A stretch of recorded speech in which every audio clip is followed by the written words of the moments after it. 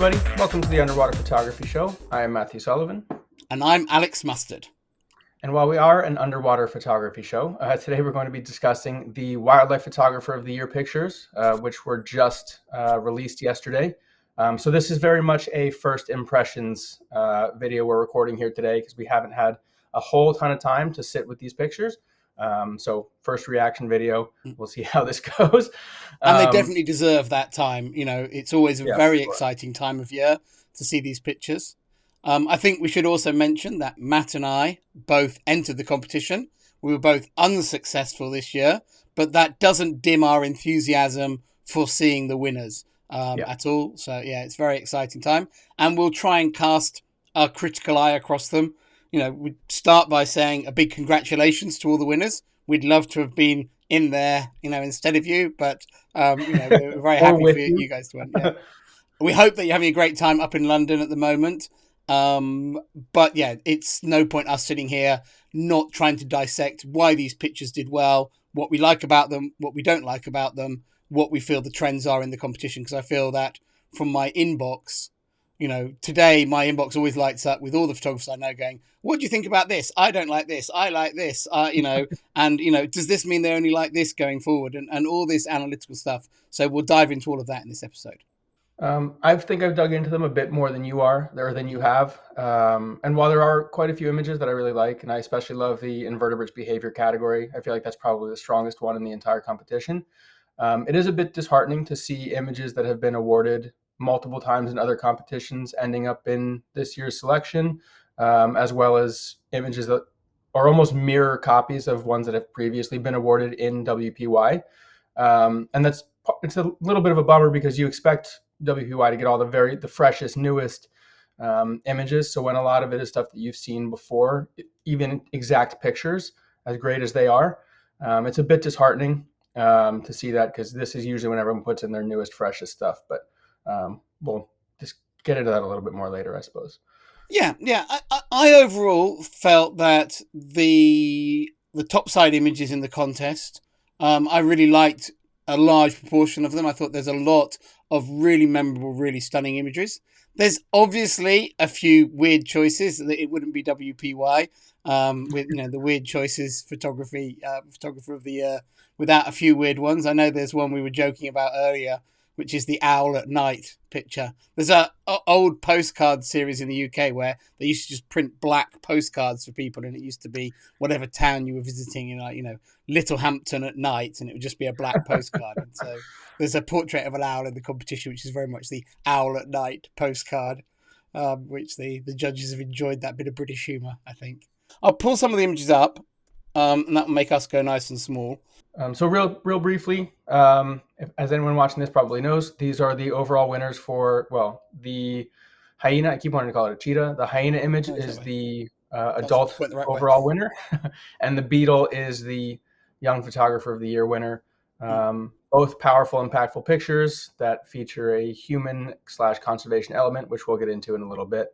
I do think that is a definite trend in the competition, is that there is an increasing amount of human-related, conservation-related stories permeating every category in the competition. And I think it's when those stories are strong in the imagery, it seems to be more important than the aesthetics. Having those conservation, and I think that's a change in trend, and I find that, you know, it's quite a big change because the great book on the history of the Wildlife Photographer of the Year is called 60 Years of the Wildlife Photographer of the Year, How Wildlife Photography Became Art. And I think that now needs an additional subtitle, and then became all about people, because I think that, you know, what the competition is becoming is almost every picture has a human angle to it as well as a wildlife angle. And certainly, you know, most of the images they're hoisting up high as the big winners, as both these two, they have strong human elements in it. But we should get into the underwater pictures. So have you got the names and category positions? I know who this one's by. So this one's Ralph Pace, and this won the underwater category. And it's a picture of a swell shark in its egg case backlit. I think an opening comment I'd say about the underwater category is it's not the brightest, most inviting category this year. I've heard one joker call it the underwhelming category rather than the underwater category, because it's all green and brown and dark. I would say that individually, all the pictures have a lot of interest to them. And I think it's clear to me, if you're trying to analyze the way the judges are looking at these pictures, all these pictures are interesting and were probably one of a kind in terms of what was entered. I don't know if that's a fair comment. There is also I think there's 8 awarded underwater pictures in the adult competition, and 4 of those are freshwater. And I think there's definitely a trend in that direction. But let's jump into Ralph's picture here. For us underwater photographers, I think the backlit shark's eggs case is nothing new. The kind word is a classic. There are less kind words for this style of picture. I think Ralph Pace has done a lot of really interesting photography, which I really enjoy, over a long period, and a lot of really original work. This for me wouldn't be amongst his best work that I've seen in the past, but you put your pictures in, and the cards fall where they are. I don't know. Does this picture work for you particularly, Matt? I do like it. I know he used the WACP and 28-70 for this. I wish he had zoomed in some and cut out a lot of the superfluous stuff around the edges of the frame and really focused on the shark and even maybe some of the kelp fronds up top. I like how that single kelp frond is kind of backlit as well. The shark is adorable, and I think it's the only way really to probably photograph this scenario is to backlight them. But my biggest wish more than critique would be that I would have liked him to zoom all the way in through that range and really focus on the shark. Though I suppose half the appeal to the judges in this is seeing some of that habitat around it, because you get to understand that it's in kelp. I do like, you can see the little fin in there. That's adorable. And you can see the yolk sac there, obviously, and the shark's big puffy cheeks. But my biggest critique would be I wish the frame itself were tighter, to cut out some of that extraneous stuff. Yeah, I'm okay with the framing. I just don't find it particularly exciting. I've Fair seen enough. lots of these pictures, and I think when I come to the wildlife photographer, I'm very happy with a classic image being done, but I want that classic image to be the best ever version I've seen of that, potentially showing me something new with a classic image. And this is not the best backlit shark egg case that I've seen down the years, and they've been around for as long as I've been in underwater photography. And as particularly a category winner of the underwater category, I find that not that impressive.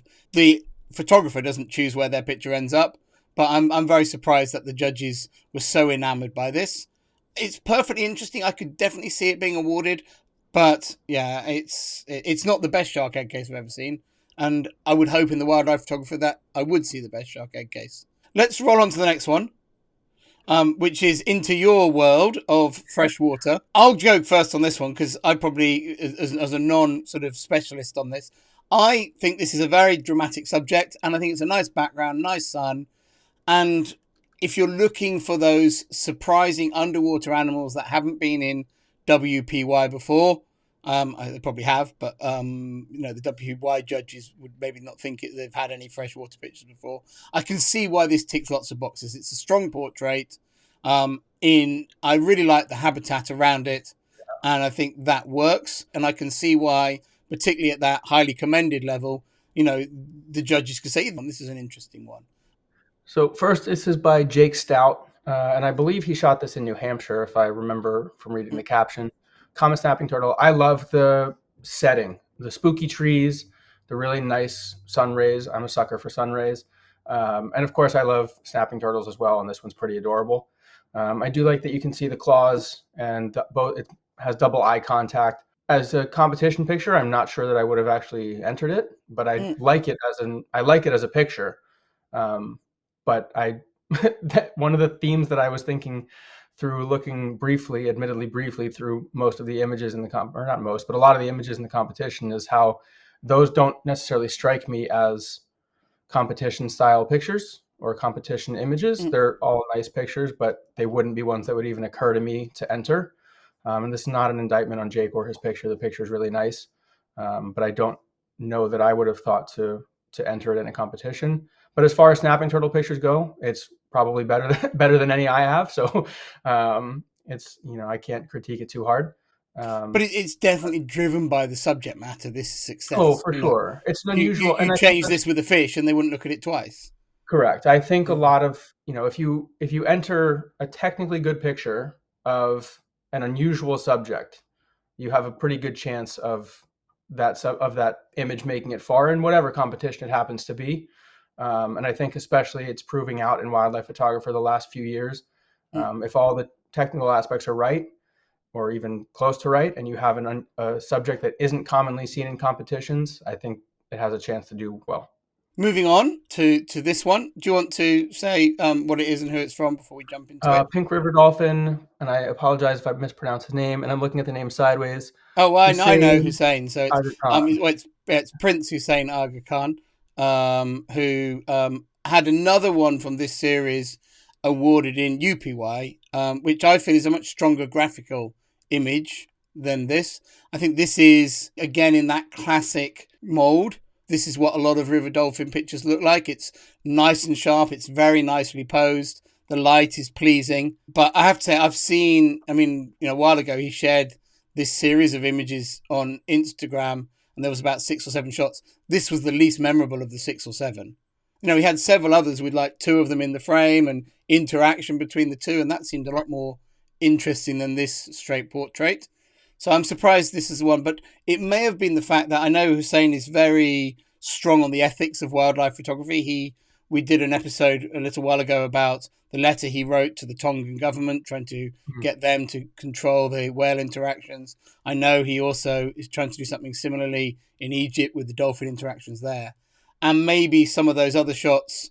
Because I know that everyone knows that the botos are fed by tourism in certain places, and maybe some of those other shots he didn't feel were ethically right, and that's why this one he was the one he chose to enter. But yeah, again, I think a bit like the last one, nothing wrong with it, but I was kind of expecting more. Yeah, it's a nice portrait. I think personally, I'm kind of over river dolphin pictures, largely because I think the vast majority of them look the same. There's only so much you can do with them, it seems. And admittedly, I don't know. I've never been in the water with them or been in that, but I've been in dark, tannic environments like that. And especially when you aren't able to use strobe, which I assume you can't do, or maybe you can, I don't know. I think it really limits what you can do with a photograph. And this is a nice portrait. I don't actually recall his UPY one. I'll have to go back and look. And I actually didn't know until relatively recently that these guys were fed. So that's I thought I Well, just thought you went out and found them and they're interacted. obviously not fed everywhere, but the main place that people swim and interact with them is a feeding area, and it's a bit like Stingray City in Cayman. People Okay. go there and feed them every day, but you can also go there when they're not being fed and get a more natural interaction, but you are dealing Yeah. with habituated animals. But then at the same time, a leopard that sees a safari truck every day is habituated to people in a way that one that's never seen a human. So the one thing I would say is I'm sure that Hussein would be very aware of the ethics, because I know it's one of the things that's absolutely central to his whole way of operating. So that may well be why he chose this frame and not others to enter. But I don't know. I'm just speculating. Anyway, let's roll on to the next one. And Another this is Ralph also Pace, by Ralph Pace. also in Monterey. So when I first saw this picture come up, I think it was on my phone because they had this as part of the preview for WPY back in August. And I really liked it. And then I saw it larger and realized that there's nothing actually sharp in the frame, and that soured it a bit for me. I love that environment because I've done this nettle dive in Monterey, and it's a really surreal experience and a bit painful if anything is exposed. You'll come out with duck lips for sure if you're not careful. I've seen million jelly smack Monterey pictures at this point, and seeing this one and seeing that it's not entirely sharp, it's a bit surprising to me it was awarded because I I know don't there's mind a the lot of background them. not being sharp, but you want to get Yeah, that detail right. out of that front jellyfish. Yeah, and there's just a bit too much motion blur. And Ralph does motion blur really well, but there's usually some aspect of it that appeals to me, and this one just doesn't. Especially because I know there's a ton of really, really high quality jellyfish images from this exact spot in Monterey. So it's a bit surprising to me, but again, maybe the judges haven't seen all those pictures the way I have, and it's something new and unusual for them. So fair enough.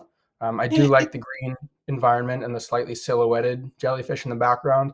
I just really, really wish that main one were significantly sharper. I think I think that comes to the criticism that I feel, and I know lots of other underwater photographers have said to me over the last year or so, and today as well on messages, with this underwater / underwhelming category, is that it feels like every year the judges are thinking they're finding these unique, no one's ever shot this before pictures, and awarding them because of the subject matter. I mean, I like this one. I like the aesthetics of it a lot. But, as if this is but the attraction of this is, it's not the most beautiful underwater image I've ever seen, but I really like the background of this picture. But it seems like it's the subject matter that's driving their choice. And they're feeling like they're discovering all these newly unphotographed subjects. And we as a community are like going, we've seen all these things before. We've seen a billion river dolphins. We've seen a billion, jellyfish pictures. And you think you're discovering this new gold, and we've all seen it before, and your gold is not very shiny. Allied to that is, I think, some of the most memorable wildlife pictures are where you see a subject that everyone has seen and everyone has photographed, but you show it to the audience in a way that is aesthetically knocks everyone's socks off and is creative and original. And people are like, I know that subject, I know that species, I know that place, whatever it is, but I've never seen it like that before. And it feels like that's drifting out of the competition, and instead it's just what they feel we haven't seen before, but we're all going, we've seen it before. Anyway, and enough on that. I didn't want to rant on Ralph's picture particularly, but it's where we got to. One thing I would also add to that is I'm all for seeing new subjects and all that kind of stuff. That's very exciting. But you still want the picture to be good as a photograph, independent of what the subject matter is, and hope that the unusual subject accentuates the rest of how you put the picture together. Yeah, I know when I last chose the wildlife photographer, Sandra Bartoccia, the German photographer, was on the panel. And, she was a real stickler. She'd be like, this picture's not sharp. I'm sorry, but, and sometimes you need a judge who's willing to stand up to the other judges who are all going, oh, I love how arty it is. And this is like, you do need someone, and maybe the panel is not, people are thinking things and not saying them. I don't know. Anyway, well, leave it to a German to want the but maybe it needs some stronger personalities on there. Yes. But it probably needs someone to say but maybe. And talking of but, this is the picture I've probably received the most comments about today. So this is a monk seal by Greg LaCour. This was the final image in the underwater category. And I presume it's a European monk seal. And European monk seals are pretty rare. There are populations along the North African coast. There's a few populations in Greece. And so photos of them are unusual to see. They do often pup and lay up in sea caves. So this habitat is very natural. And it's quite an interesting story because of that. But as a photograph, it's not much, is it? And I will preface this by saying that Greg is an incredible underwater photographer, and chances are everybody watching this knows his work intimately because he's been awarded everywhere. He's won everything. This I would not include among his best work. It doesn't really appeal to me at all. So you think about his leopard seals or his Weddell seals or the crab eaters from Antarctica and things like that. Even just his seal images are stunning. Yeah, it's far from his best seal image, let alone before you go down the rest of I think one thing that you commented on about this particular seal being rare and endangered ties in with kind of what we've been talking about, that a lot of this is subject driven or conservation story driven, necessarily more than overall aesthetics. Yes, and that's fine. And, I do think it's an important platform. However, we had, as a category winner in the wildlife photographer a year or two ago, I think it was Bruno D'Amici's, this incredible ghostly picture of the monk seal from above the water shot down through the surface. So it's not as if the competition hasn't featured this species recently. That picture was incredibly beautiful, incredibly artistic, incredibly captivating in ways that this one obviously isn't. It's everyone says it looks like someone who's been surprised in the dark with a flash and, is cowering away. I think the thing that photographers have commented to me on is that the seals' flippers are forward. And when seals are, trying to get away from you, what they do is they paddle themselves back like that. And that's what this seal seems to be doing. It seems to be backing away from the photographer. It may well not be doing that. It may well have been rubbing its hands together very excitedly to see the photographer.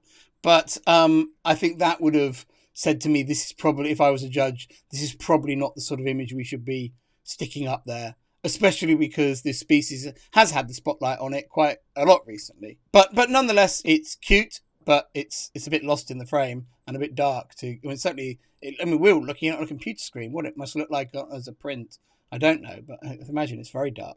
But we do love Greg's photography, we should say. Yeah. And we love his seal images, the other ones. Yes. So this was one of the 2 pictures awarded in the young underwater pictures awarded in the Young Photographer of the Year. Boy, I don't know if I'm going to be able to. I think it's by the same person. They're by the same photographer, aren't they? No, I really like both. I think that we certainly don't want to be critical of anything in the young categories. It's great to see underwater pictures in the young categories. I like that the 2 pictures are quite different. This one is using a slow shutter speed, creating a pleasing, sharp panning shot. This one is capturing behaviour, so it's nice to see the photographer doing both. I did think that I do remember the judges saying that they definitely weren't awarding any baited shots, and obviously the turtle's not being baited by this jelly, but I'm sure this shark was baited, as we were talking about earlier. But anyway, it's not against the rules. I just know the judges made a point of saying they decided amongst themselves not to award baited shots this year. But in terms of the young photographers, these shots are both excellent. And it's fantastic to see underwater pictures in the young ones. All I say, having been going as a winner to the wildlife photographer for over 20 years, is I want to see some of the young photographers progress. Like, it's the 20-somethings always go on and have great careers as senior photographers. The young ones, the majority of them, you never hear about them ever again. Amazing shots when they're young, and then they just drop out of nature photography. And I think it's because the people who tend to dominate in the young categories are people whose parents are into it in some form or another, and have enabled them to have great gear and go to great places and educated them on their photography and that sort of thing, which is all great. But what typically happens in my experience is once they get older, they lose interest in their parents' hobbies and drift away from it. But what I'm really waiting to see is some of those young photographers then turn up in the adult competition. And nothing against any of the photographers, but year after year we see great pictures. I want to see those young people progress. Right, these are some of the underwater pictures that were awarded in other categories. And I know there are 2 by our friend Isaac, although not that the other winners weren't our friends either. But do you want to introduce this one, Matt? Yep, so this one's from Isaac. I know exactly where he shot this. I have been under this exact same tree. These are long-nosed gar, and I'm not going to get the turtle species right. It's some sort of cooter up there in the top left. These gar are becoming increasingly rare in Florida and everywhere else they are found, as habitat degradation kind of takes its toll. This particular river is a stronghold for them, and in late winter, mid to late winter, they all aggregate in this river to spawn under the detritus mats, and that's what's happening here. They're all starting to gather. And you can be there on days when there's 30 or 40 of them underneath these mats. Despite them spawning, most fish when they spawn are pretty bold. Not these guys. These guys, the second you start getting close to them, they all drift away, or they split, or they swim upstream, or they split, or they swim downstream. And eventually they'll come back. But this river also has a really, really strong current, and holding yourself in place, waiting for them to come back, is almost impossible. So props to Isaac for catching this. I like the turtle. It's a nice little addition. I like that front fish, and then I like how he has some complementary gar in the background. And for sure, I'm a bit biased that this is one of my favorites because Isaac is a good friend, and I also know about this particular spot and how difficult this picture is to capture. And that's something I think we should also touch on, is certain judges, if they're familiar with certain subject matter, they might understand how difficult an image is to capture and might be a bit more biased towards those kind of pictures because of that. Absolutely, that's what you want judging expertise to take into consideration, because you should have specialist judges. Yeah, but I like this picture from Isaac. It's always been a favorite of mine, and he has many favorites of mine. And this one was in wetlands, I believe, so an appropriate place for it to fall. Yeah, and really nice to see an underwater picture in the wetlands category. For me, I like this shot, but it doesn't feel peak of the action. the wildlife photographer should have these compositions that you're just like, how did you get that? That's a once in a lifetime composition. And this feels like one of a series, and maybe, on just the right day, you could have got all those fish unbelievably lined up.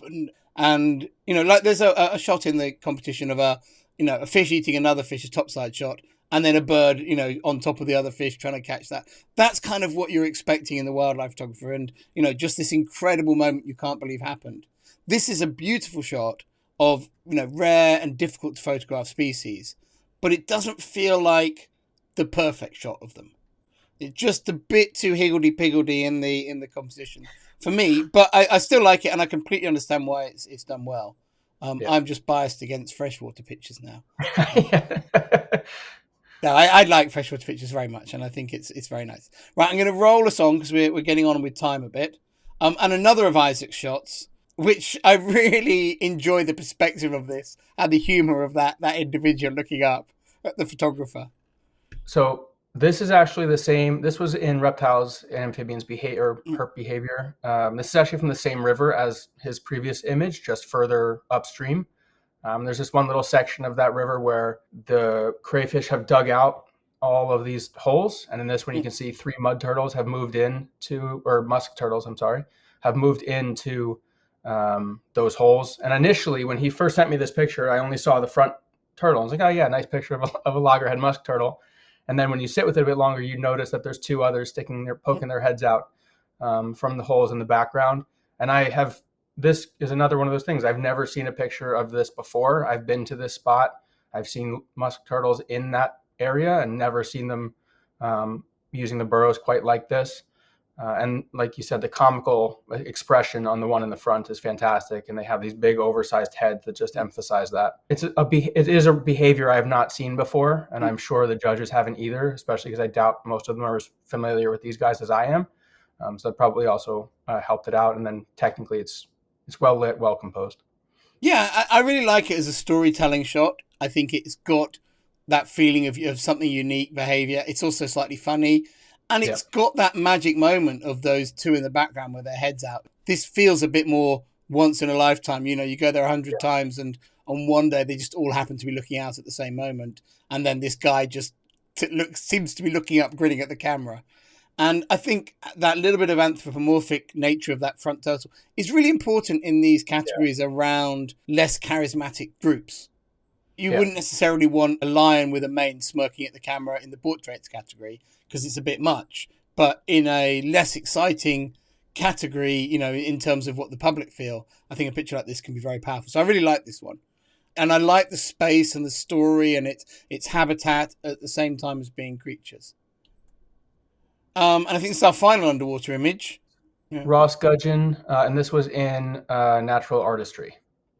Yeah, and, it's nature making artistry inside this soft coral.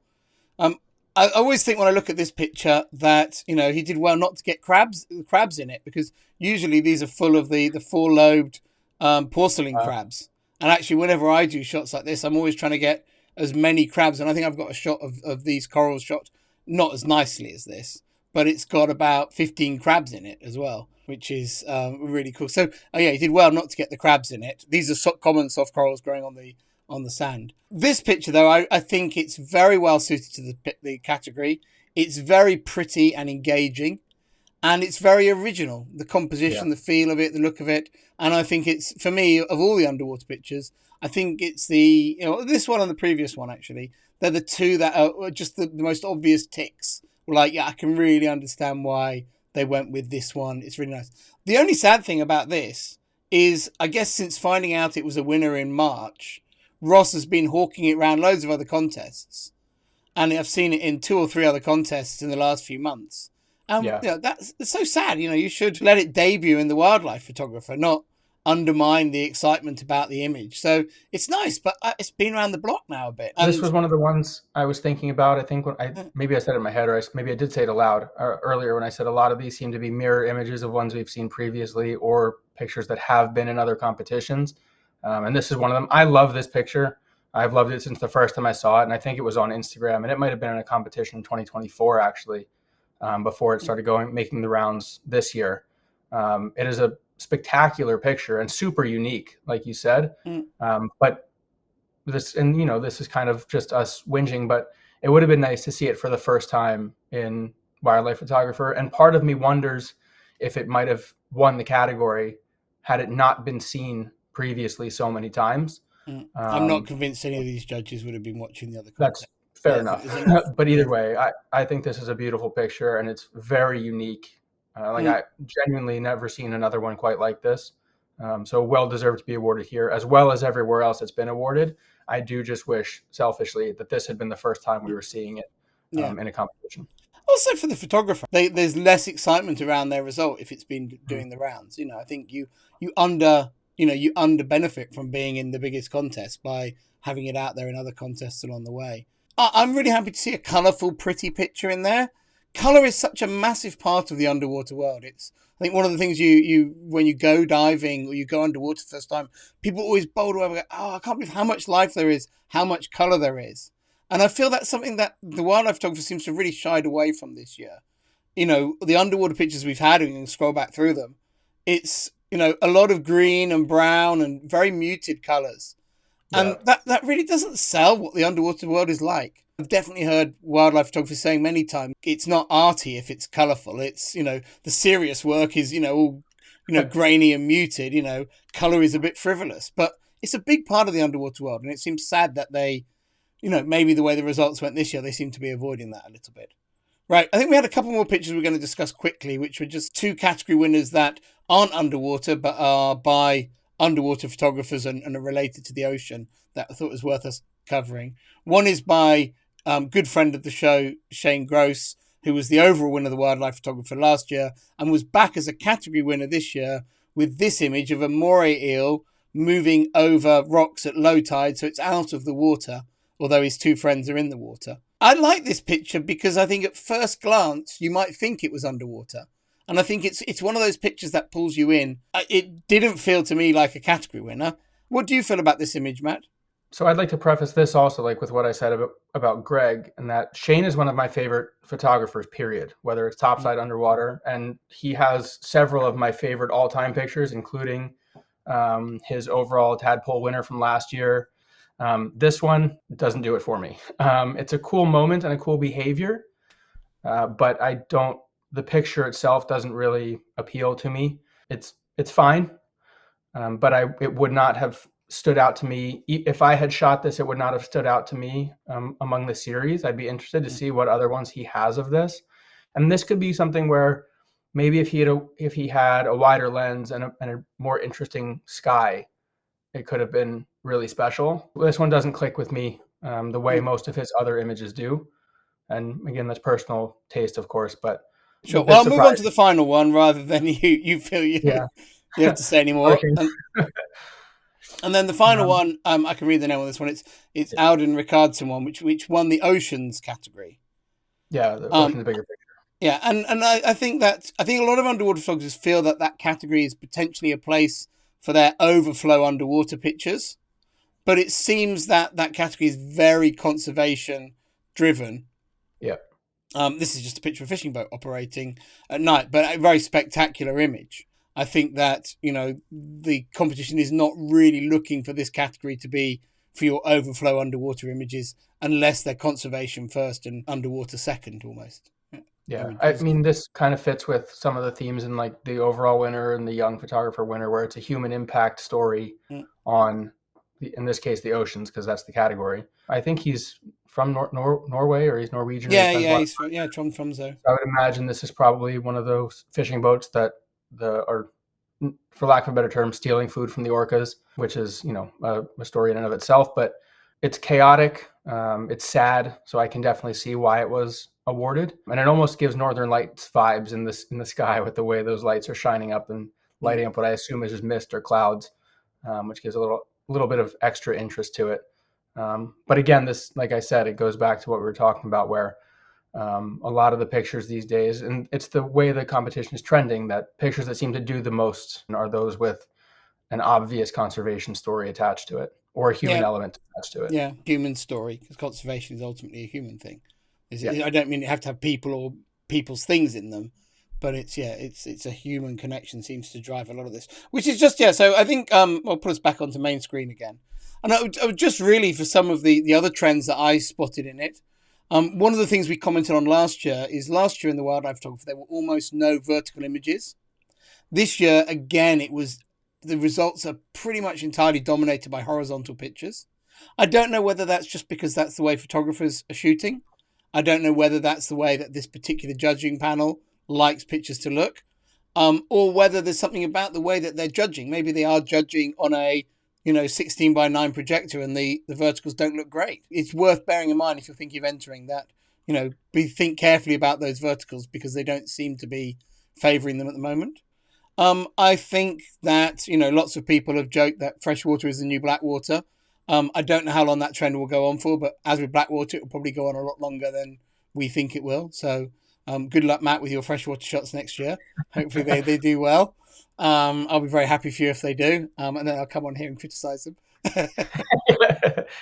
I do think it's sad that the ocean doesn't get a fair crack at things a little bit in that, the ocean dominates 72% of our planet, yet, there are only 4 underwater ocean pictures in the awards. I think the only other thing I'd say is, I don't feel the competition is currently looking for eye-catching, bright, colourful images. So maybe if you're processing pictures for next year, consider entering some with the saturations turned down a bit. That more moody look, even if it's not that true to life, seems to be what is appealing to them. I think with the underwater pictures, the only other thing I see from all those pictures is it's subject first, picture second. And not a lot of macro. But it's what a judging panel who maybe are not underwater experts feel is new and rare and unique in underwater photography. And so you might think, oh, this subject, everyone's shot one of these. But if no one else is entering it, it's got a really good chance you think of doing well, particularly if it's from an unusual environment.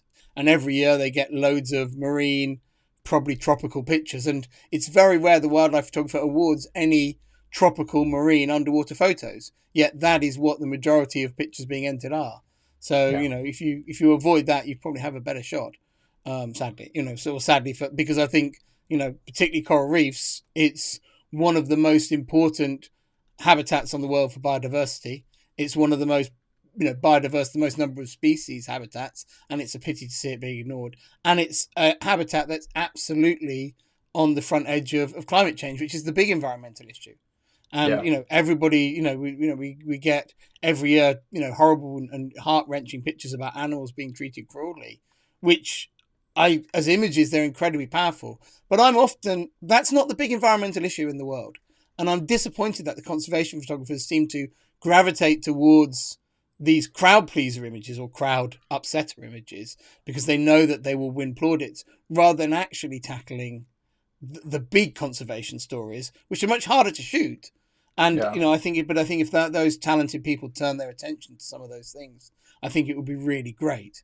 They may not create the winners as easily, but I think with their talents, I think they would create really powerful images to tell those, those stories, which are ultimately the most important story in many ways on the planet. Anyway, that's enough of my rant on things. I'd like to see next year more pictures from particularly in the underwater category that are just make people marvel at the oceans. Yeah. Make people want to connect with the oceans. I just didn't feel that, or the underwater world. I just didn't feel that the shots were aspirational, invitational enough. I want to see a stunningly original picture of a subject that's been photographed many times before, but I've never seen that shot. But when you see it shot so creatively, so originally, so eye-catchingly, it really stays in your memory. That's what I would like to see coming to the fore again. I agree with you. Again, this is our first reactions to these pictures, so maybe we'll feel differently about them in the weeks or months to come. But regardless, we look forward to doing this again next year. Hopefully both of us will be there, and hopefully some of you watching will be there as well. But until then, thank you guys for watching. As always, please leave feedback, comments, questions down below, and we will see you guys next time.